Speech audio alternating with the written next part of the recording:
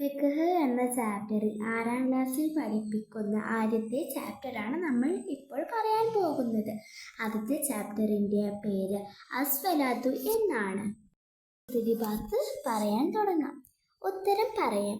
നിസ്കാര സമയമായാൽ എന്ത് ചെയ്യണം? ഒന്നാമത്തതിൻ്റെ ക്വസ്റ്റ്യൻ ഇതാണ്. നമുക്ക് ഉത്തരം പറയാം.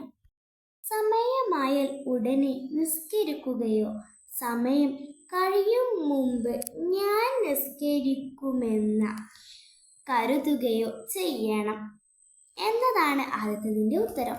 രണ്ടാമത്തതിൻ്റെ ക്വസ്റ്റ്യൻ, നിസ്കാര സമയം കഴിയും മുമ്പ് ഹൈല ഉണ്ടായാൽ നിസ്കാരം മേൽ അവൾ കുറ്റക്കാരിയാകും എപ്പോൾ?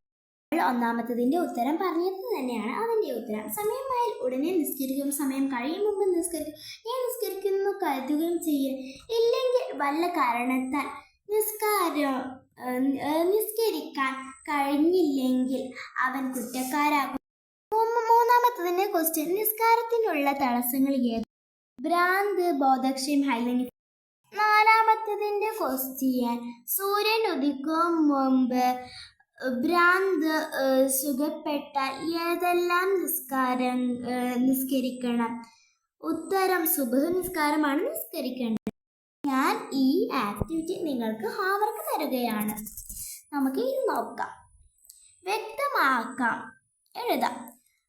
പാഠത്തിൽ വന്ന 10 പദങ്ങൾ: സമയം, നിസ്കാരം, ഭ്രാന്ത്, ബോധക്ഷയം, ഹൈല്, നിഫാസ്, ഇബാദത്ത്, കല്ലാഹ്, മുസ്ലിം എന്നാണ്.